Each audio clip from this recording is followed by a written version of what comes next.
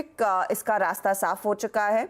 Company ने सेबी से मंजूरी ले ली है। कब आएगा कंपनी का आईपीओ, कितना कंपनी दरअसल रेस करना चाहती है, सब पर कंपनी के फाउंडर भावेश अग्रवाल से खास बातचीत कुमार संजय ने की है। उसका एक अंश पहले आपको सुनाते हैं।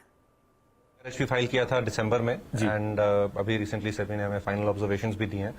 तो उसमें हमने जो लिखा था कि DRHP में कि 5500 करोड़ का प्राइमरी इशू होगा एंड OFS में एक नंबर ऑफ शेयर्स हैं, उसका तो प्राइस बैंड जब एस्टैब्लिश होगा उसी के बाद उसकी वैल्यू पता चलेगी।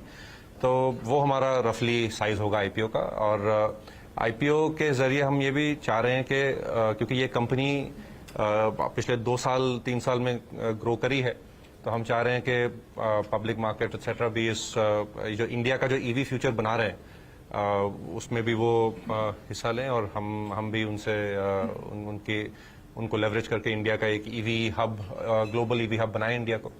आप इलेक्ट्रिक टू व्हीलर में नंबर 1 हैं, आपके पास अच्छे इन्वेस्टर भी हैं, ब्रांड वाइज भी आप बहुत अच्छे हैं। ऐसे में आपको आईपीओ लाने की जरूरत क्या पड़ी, सिर्फ फंड के लिए या कुछ और? नहीं, देखिए आईपीओ लाने का जैसे मैंने कहा, हमारा ना ओला इलेक्ट्रिक में एक मिशन है कि हमें इंडिया को ग्लोबल ईवी स्केल पे लेके जाना है। एंड नॉट जस्ट ओला को, बट आई थिंक ये इंडिया के पूरे ऑटोमोटिव इंडस्ट्री के लिए एक बहुत बड़ी अपॉर्चुनिटी है। एंड इंडिया में ऑटोमोटिव आप देखिए, टू व्हीलर सबसे बड़ा दुनिया का मार्केट इंडिया में है। 20 मिलियन टू व्हीलर हम साल के बेचते हैं।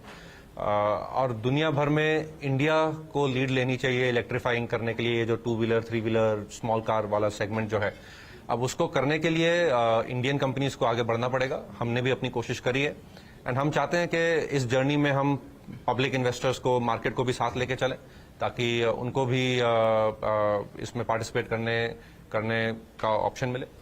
आपको हम लोग सब लोग इंडिया के एलन मस्क मानते हैं। ऐसे में ये बताइए कि आप जो गीगा फैक्ट्री आप लगा रहे हैं और आपकी जो अभी सालाना जो आप कैपेसिटी है 1.5 यानी करीब 1.5 करोड़ सालाना सेल बनाएंगे आप। तो ऐसे में उस सेल से कंपनी को जो प्राइस है हमारी जो स्कूटर का, वो कितना रिड्यूस हो जाएगा और उससे कंपनी को कितना फायदा होगा? देखिए, जैसे इंटरनल कंबशन इंजन वाली एरा में सबसे इम्पोर्टेंट टेक्नोलॉजी थी इंजन। तो जो ऑटोमोटिव कंपनीज अपना खुद का इंजन बनाती थी उनके प्रोडक्ट बेस्ट होते थे। आप किसी भी ऑटोमोटिव बंदे से पूछिएगा कि ये गाड़ी वाला मेकर अगर इंजन बनाता है तो वो गाड़ी बड़ी अच्छी होती थी। ईवी में भी ऐसा ही होगा, बट ईवी में इंजन नहीं है, ईवी में सेल है। तो सेल सबसे महंगा कॉम्पोनेंट भी है। हमारे में नहीं, बट अगर मैं एक एवरेज बोलूं तो about 35-40% of the vehicle cost sale की होती है।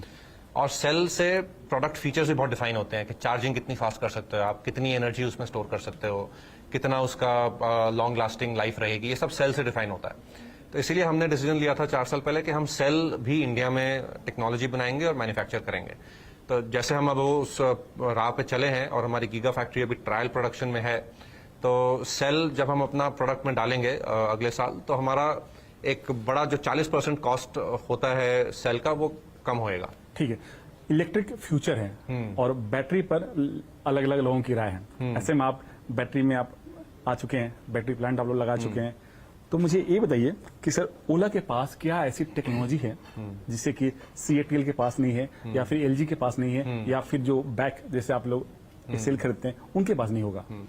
हमने जो हमारी टेक्नोलॉजी बनाई है संजय जी, वो 4 साल की मेहनत है और इन्वेस्टमेंट काफी की है हमने उसमें। इसको हम कहते हैं 4680 सेल। जी सर। ये जो सेल है, ये एक नॉर्मल सेल से 5 गुना बड़ा है। उसमें 5 गुना एनर्जी आती है एक सेल में। उसके कारण उसकी कॉस्ट कम होती है, उसकी परफॉर्मेंस बेटर होती है।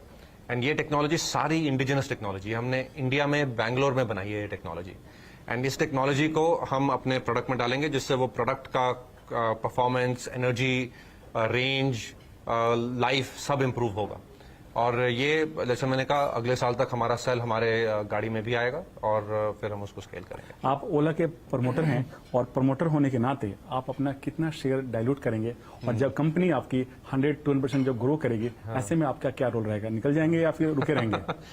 देखिए, हमारा जो ऑफर है ये मेनली प्राइमरी ऑफर है। जैसे आप शुरू में बात की हमने, तो प्राइमरी ऑफर तो कंपनी की ग्रोथ के लिए होता है। OFS जो बाकी सब लोग भी सारे शेयर होल्डर कर रहे हैं, वो एक माइनॉरिटी कंपोनेंट है इस ऑफर का।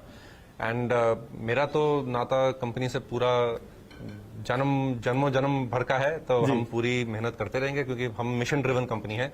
हमें इंडिया को एक ग्लोबल ईवी हब बनाने में अपनी कंट्रीब्यूशन करनी है।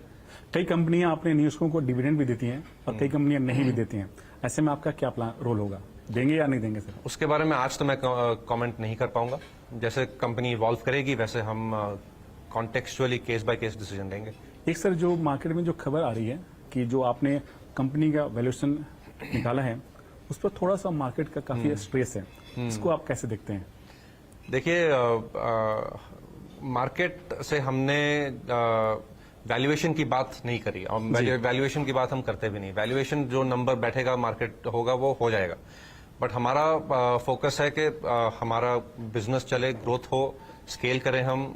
हमारा जो जिस प्रोडक्ट्स लॉन्च हम जो कर रहे हैं, जो हमने अपनी DRHP में लिखा भी है, उस पर फोकस करें। इन्वेस्टर्स से बातचीत होती रहती है, valuation is not the biggest priority. जी, दूसरा सवाल मैं आपसे जानना चाह रहा था कि जो CATL है, जो चाइनीज कंपनी है, उसने अभी अनाउंस कर दिया कि वो पर किलोवाट $57 के आसपास वो बैटरी सेल बना के देंगे। ऐसे में आप जो बैटरी गीगा फैक्ट्री लगाए हैं उसकी प्राइस उससे क्या कम होगा या फिर उसके बराबर रखेंगे? देखिए, दुनिया में सेल प्राइसेस अलग अलग केमिस्ट्री के अलग अलग होते हैं। आप जो बोल रहे हैं वो उसका केमिस्ट्री का मुझे पता नहीं कौन सी केमिस्ट्री है, बट हम जिस प्राइस पे सेल बनाएंगे, क्योंकि हम खुद बना रहे हैं और इंडिया में सप्लाई चेन भी ला रहे हैं उसकी, तो वो हम एक कॉम्पिटिटिव प्राइस में बना पाएंगे। आपका एक इन्वेस्टर है टेमासिक, जो आपकी कंपनी में तो इन्वेस्टमेंट तो किए हैं, बाकी कंपनियों में भी उन्होंने काफी पैसा इन्वेस्टमेंट किया है, और तो क्या आप उनसे, उन जो कंपनियों में कुछ टेक्नोलॉजी है, क्या आप उनसे भी कुछ लेकर आएंगे अपनी कंपनी के लिए? देखिए, हमारे सारे जो भी प्राइवेट इक्विटी इन्वेस्टर्स हैं काफी मदद करते हैं अलग अलग तरीकों से in the companies journey. Temasek is a world class investor. It's the government of Singapore's investment arm. तो उनसे हम exploration of partnerships with their portfolio करते रहते हैं। ऐसा कुछ आज नहीं है जो मैं आपके साथ अनाउंस कर सकूं, बट सारे इन्वेस्टर्स हमारे काफी हेल्प करते हैं इन द कंपनीज जर्नी। आने वाले दिनों में आपके पास दो कंपनी हो जाएगी, एक तो मैन्युफैक्चरिंग और एक होगी गीगा फैक्ट्री वाली। तो कंपनी तो एक ही है। हाँ, लेकिन क्या उसको आप स्प्लिट करेंगे इन फ्यूचर में? अभी से इरादा तो कुछ तो होगा, मैंने नहीं ऐसा कुछ अभी हमने सोचा नहीं। और लेकिन मन में है? नहीं, ऐसा देखो, मन में कुछ भी नहीं है ऐसा। अभी तो कंपनी शुरू हुई है। हाँ, चलिए ठीक है भाई जी, थैंक यू सेवा से बात करने के लिए। मुझे अच्छा लगा, आपने कम टाइम में इतने सारे जवाब दिए और आपको ढेर सारी शुभकामनाएं।